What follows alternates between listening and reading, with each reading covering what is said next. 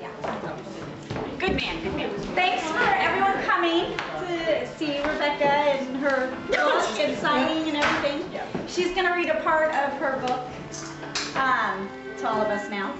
And I just have to say up front, thank you so much to Seth, my boss, and Sabrina for opening their home to me. I really appreciate that. It's a labor of love. So thank you for that. And thank you for everybody who came. And I really deeply hope you enjoy the book. I really, really hope that you do. And I hope you're hungry for book 2. Which, let me just advertise it now. We're in final proof right now. So that will be going to print probably in about 2 months, realistically. So we might be doing this again somewhere. So please come back and, anyway.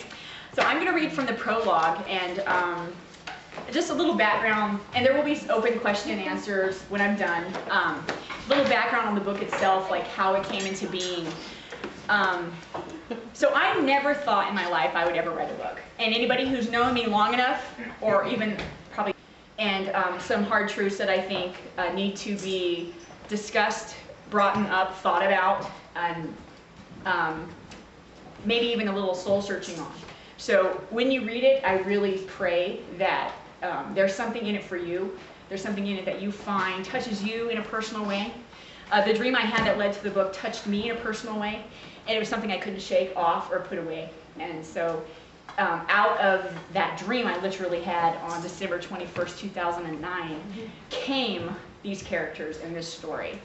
And a need and a passion to write this book that I could not escape from. And it called to me. I didn't seek it out, because God knows I love to read. I can't spell, but it was not something I'd ever planned and even sought fame for. So here we are, and I'm going to read you the Deceiver prologue.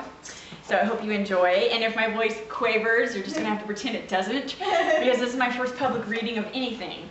So you're my guinea pigs. Thanks for being here.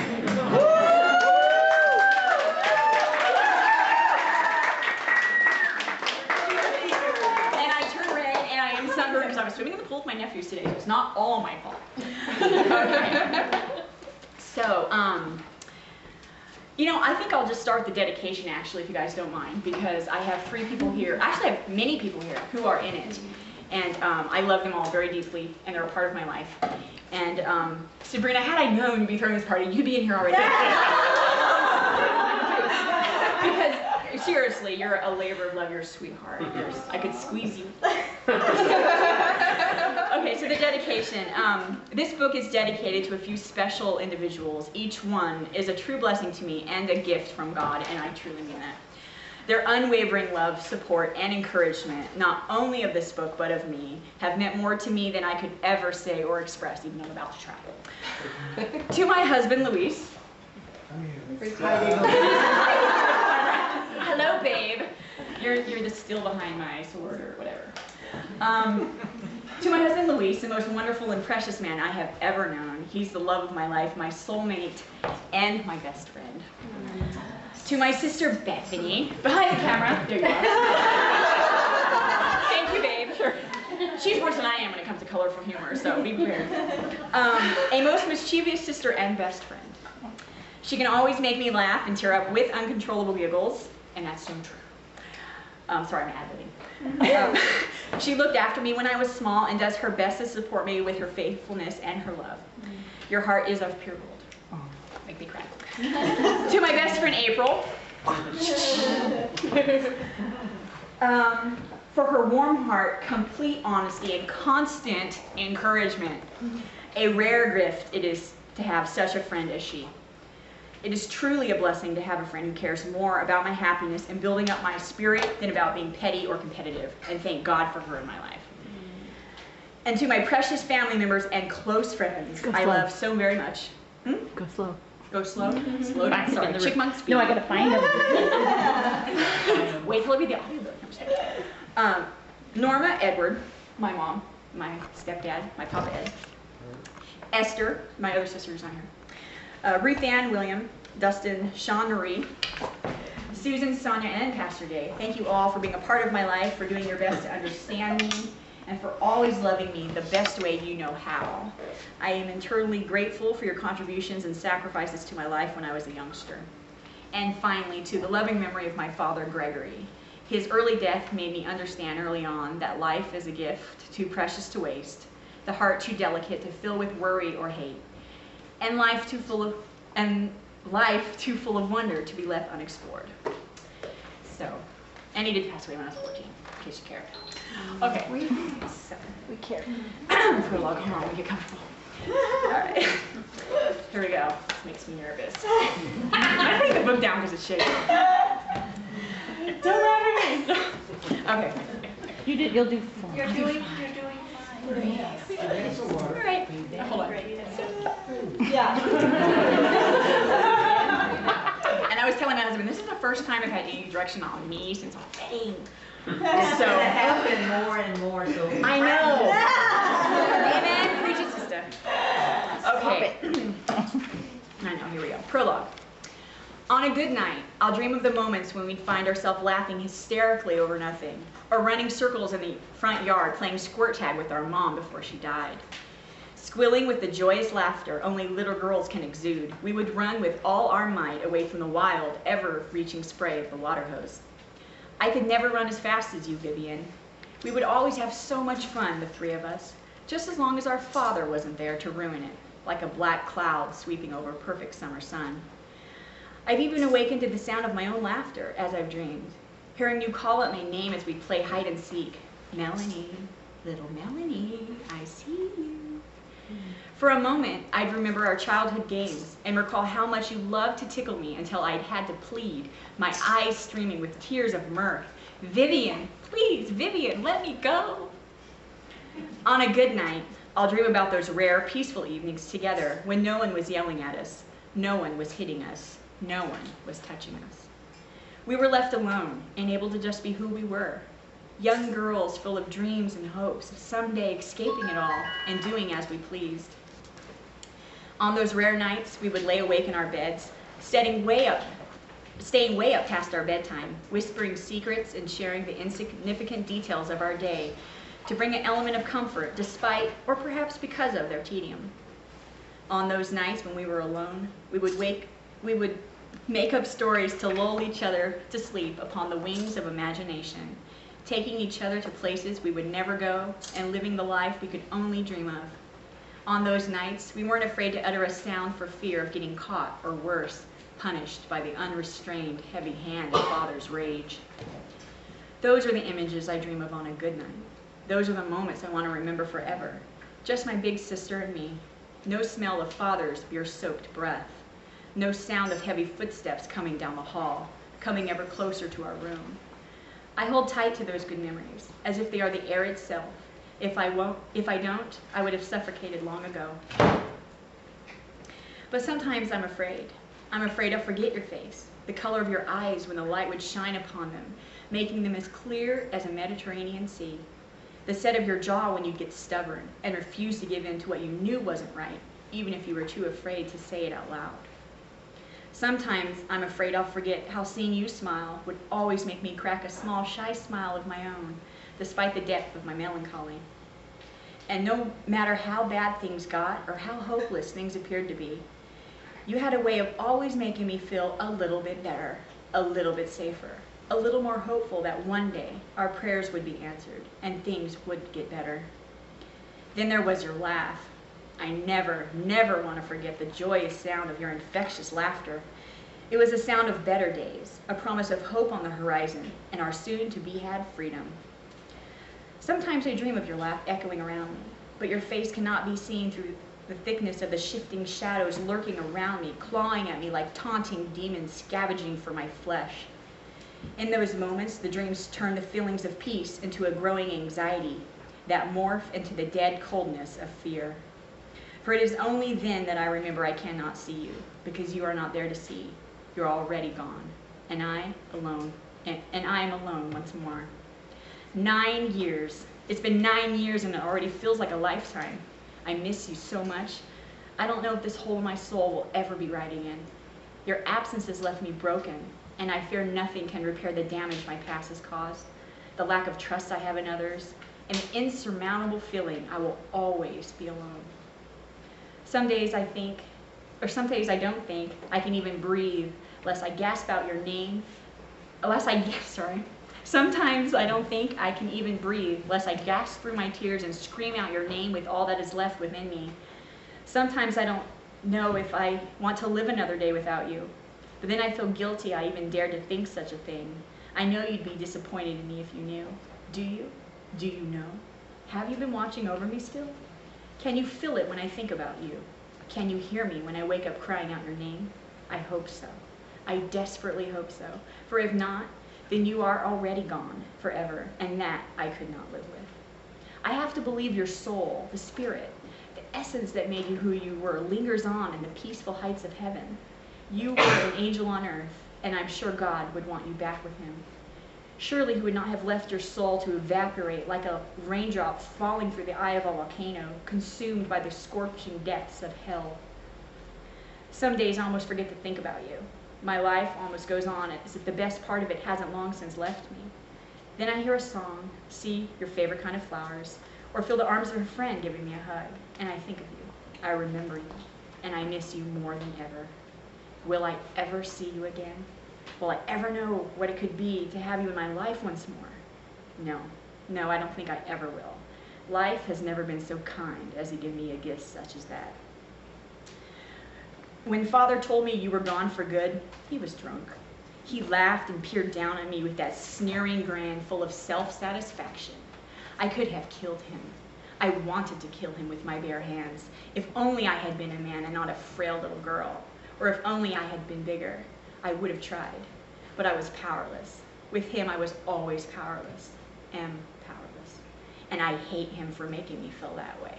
I hate him for the both of us. For a while, I chose to believe it was just a sick joke, a game he had designed to hurt me worse than his fists or belt ever could have. But then I learned the truth. I saw it on the news myself, and I knew it wasn't a cruel game. You were gone. In a house of violence you lived, and with violence you had died. You've left me empty, alone, and utterly lost. All our plans have been forgotten, and our secrets taken with you. I'm left struggling to make it through each day without you. It is so unfair. Why did it have to be you, Vivian? Anyone else but you. Anyone else but me.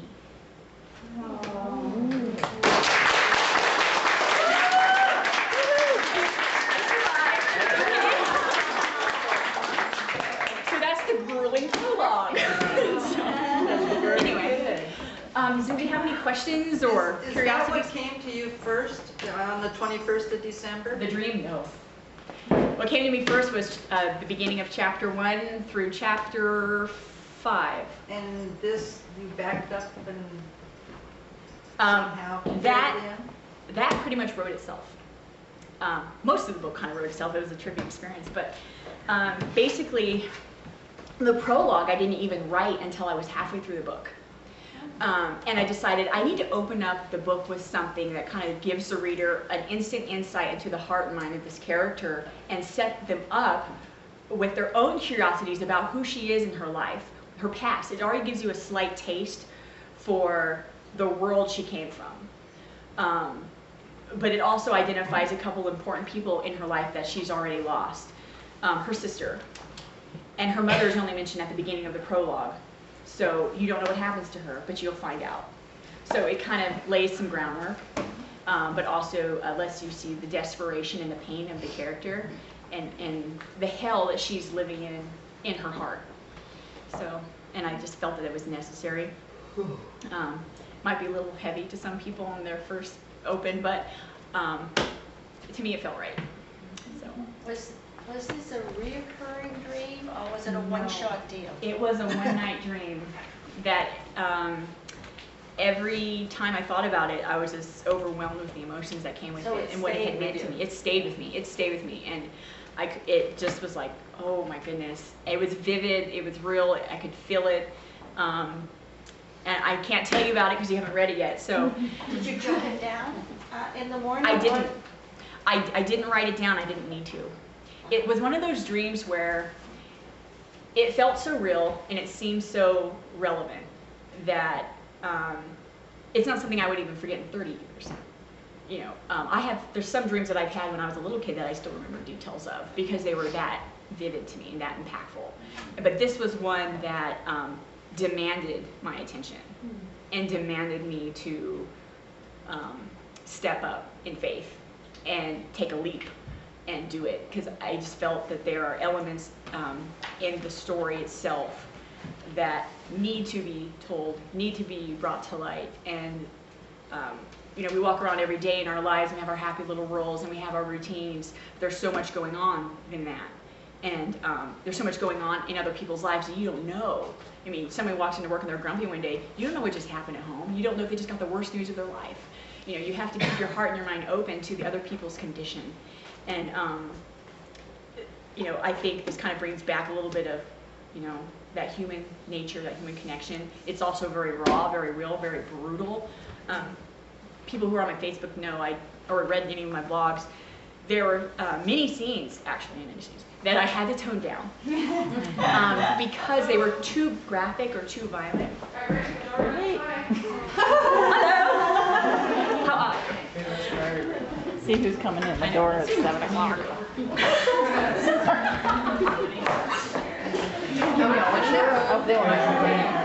Keep it a secret. How long was it after the dream that you started writing? I started writing on March 16th, 2010. So I took about 2.5 months, and I was writing down notes and collecting notes and organizing them. And with my year-end bonus, thank you for helping me with that, I bought a laptop, and with the intention to write the book, because my computer at home is archaic and ready to die. And I was just like, I need something that I can pull, hide in a hole somewhere. And I got, well, my husband, I have to say, Jose Luis, fabulous man. He sacrificed so much time with me, and it took me 18 months to write book 1 and 2. It was originally one huge book, like 660 pages or whatever, that we ended up splitting after I got the book contract into the 2. And rewrote some endings and beginnings on and stuff to make it into 2 full books. And it's good. The saga is going to have about 6 books in it, so it wasn't a problem to split it. I was like, oh cool, we'll just make it from 5 to 6. Why not? But he just, for 18 months, this poor man was barely getting any of me. I have a full-time job, so at nights I was squeezing in time for here and there. On the weekends, you know, I was squeezing in time here and there. And I gave him what I could, and I tried to find a balance in that because I didn't want to feel absolutely neglected and resent me or resent the book or hate me.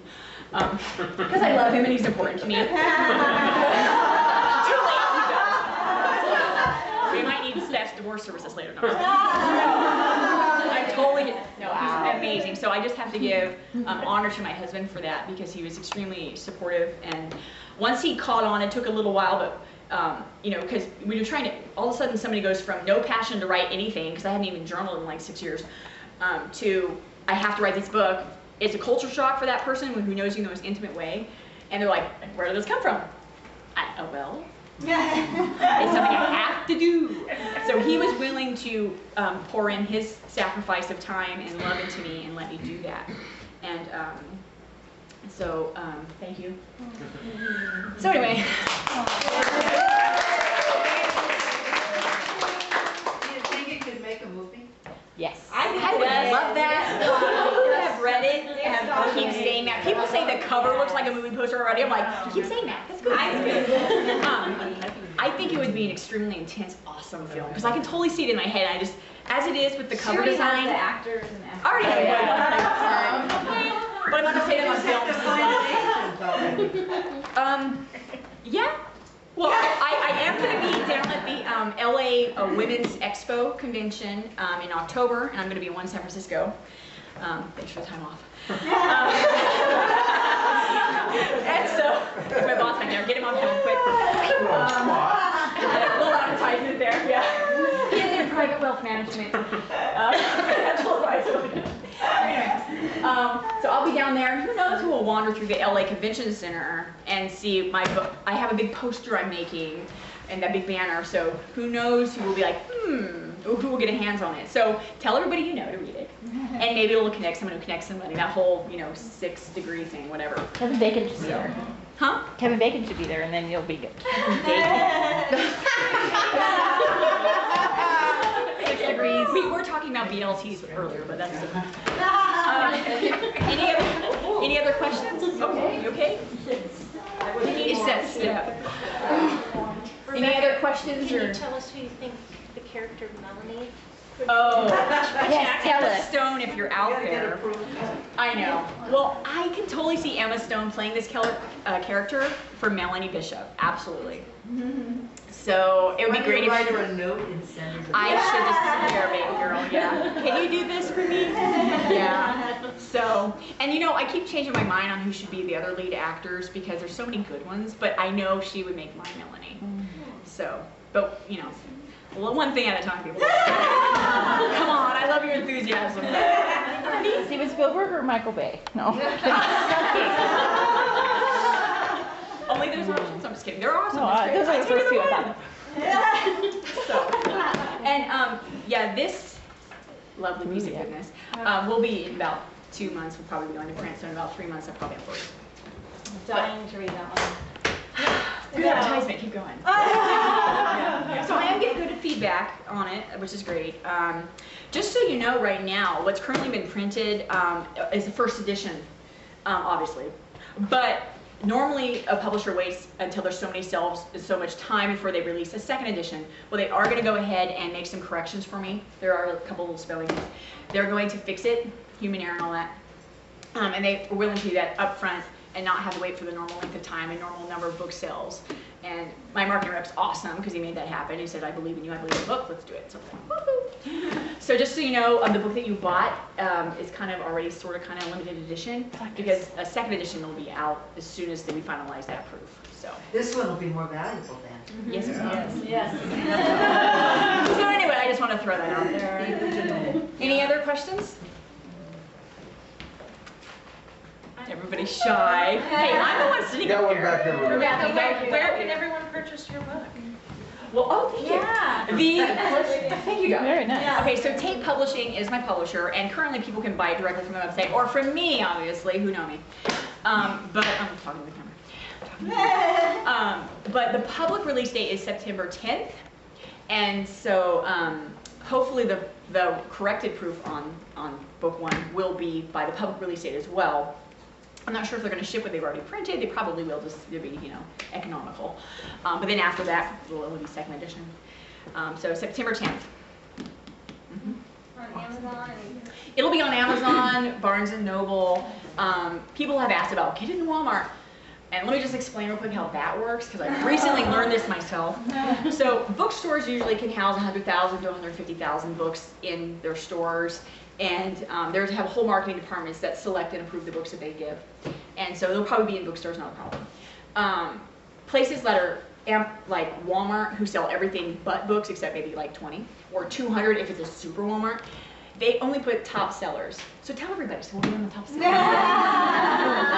And they do that because they're not going to put some unknown on their shelf and have it sit there for 9 months. They want inventory moved. So Can this go to university bookstores? University bookstores? Like CSUS? Probably, I don't know. I don't know. Let's be honest. Well, if it's, you know, libraries, I'm sure could yeah, libraries could probably even carry My it. library said they would take them, but I figured that wouldn't make you any money. Sell the university. I don't have that answer. That is a good idea, though. Who markets do you? I asked them, my library. Yeah, my publisher does have a publicist and a marketing rep, and so right now, see, the reason why I already have books that I can sell to people I know, and we haven't gone to the public release date yet, is it takes them about 3 months to get all the deals made and get all the books into the major distributors like Ingram, which is an international distributor. And they have to get all that set up. And currently they're working on my author web page, my author Facebook page. They're creating the TV. Yes, there will be TV commercials on it. And internet commercials as well. They're gonna have 80,000 impressions on book one, which means it's supposed to be seen in 80,000 households. Book two, though, they upped it to 1 million. Yes. So, I wonder why. Huh? I wonder why the book two would.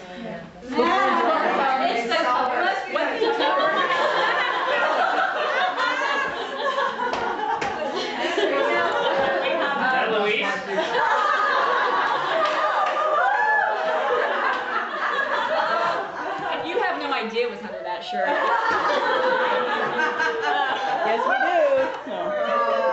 He needs to get drunk so I can take advantage of it. Sorry. I'm married, it's okay. So people were asking me, how did you come up with the cover, you know, whatever, did they do it on their own?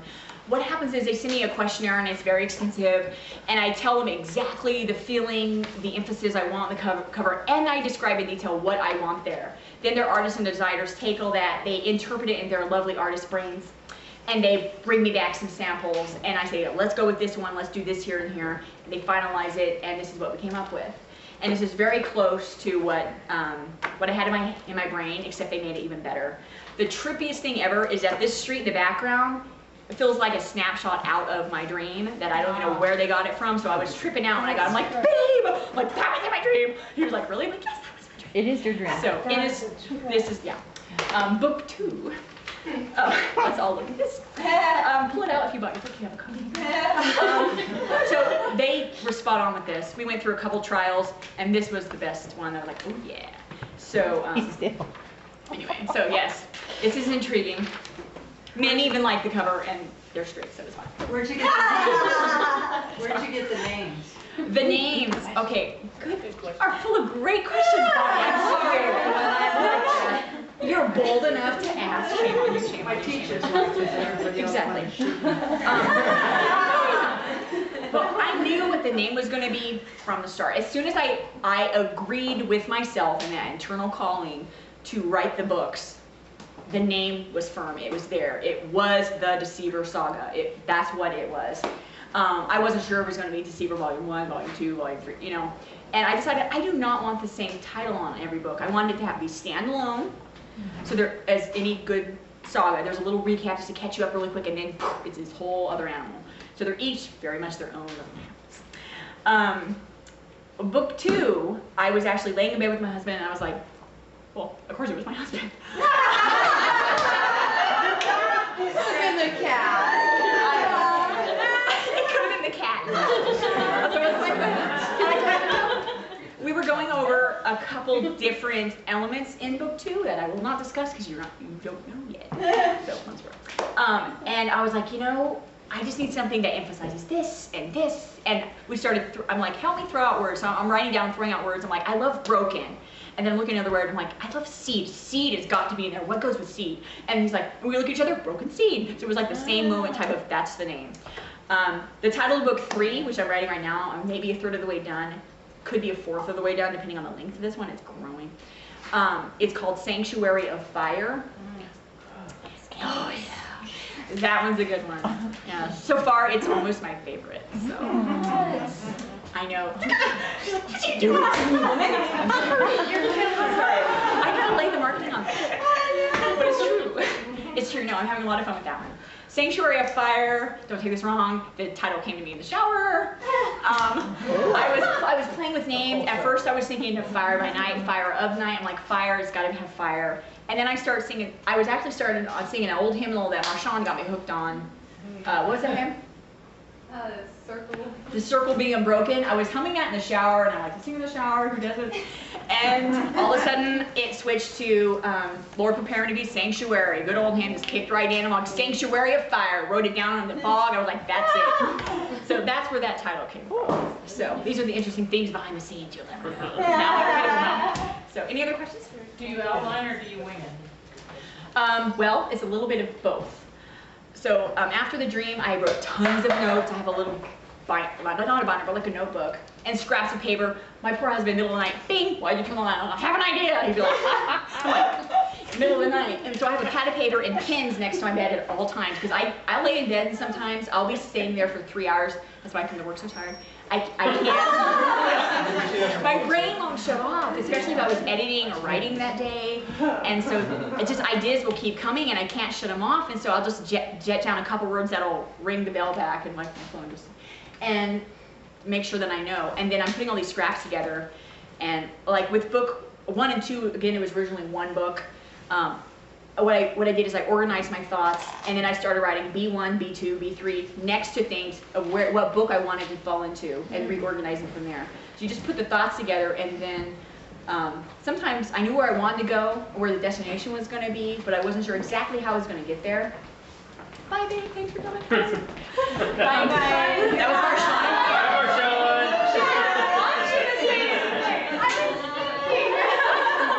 You can't sneak, dear. You're too tall. Bye. I would be writing and singing, and I'd have the beginning of my head, and I'd be like, that's all you hear.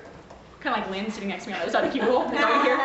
And then all of a sudden, I would have an intuition, I'd have a thought, and I would see it in my head, and I would almost hear the words. It'd be like, and I would just start writing. And I would follow the instinct on it. I would just follow it and write it out. Kind of like riding on a surf wave. You know, you're not sure how big it's really going to get, where it's really going to take you. You just hang on and you go for it. You see your destination, but who knows how you're going to get there. And I was almost riding right behind it. It was creating itself. It would always end up exactly where it needed to go with some extra great baggage that I just had to throw in. So it was a real crazy experience. Wild, fun, exciting. It's like I would sit there, I'd get addicted to it myself and be like, oh my God, what's gonna happen next? You know, how am I gonna fix this? You know, and it would always happen. So no writer's block, praise God. Hopefully I don't ever have it. So good, we're good so far. Any other questions? Becca, it sounds like you never had to go through all those grueling writing workshops. I mean, you just let it flow through you. And Honestly, I didn't. yeah, that's great. And there's nothing wrong with that. I'm totally advocating, going to college for learn about literature, and if you want to be a writer, majoring in journalism, or going to a writer's club. I actually didn't join a writer's club until after I had my book contracts and was working in the editing proof process with book 1. And so then I joined with John, who was here earlier, because he was a friend that I met, a client at Robert W. Baird, where my day job. Whoops, I said it. And so I have to edit that out later. So anyway, John had invited me to come with him to the Writers Club, and I was like, sure. So we went, and I liked it. Great group of people, interesting people, yes. But I had never gone to a critique group or anything. They probably need to listen to you about inspiration. If they want. I can't make them. But sometimes people don't necessarily have to be taught every little dot and tittle if you have a passion for it. It's like if you're a musician and you play by ear, you may not have ever gone to Juilliard, but you're an incredible musician. And there's musicians that have never gone to Juilliard or who have never studied professionally and have albums. And it's because they have the passion and the drive and the heart and the desire for it, and they're hungry for it. And I think that can happen in anything in life. It doesn't just, you don't have to just follow one thing that you know. You follow your passions. And so I think that's important. Yes, therein lies the proof. So, anyway.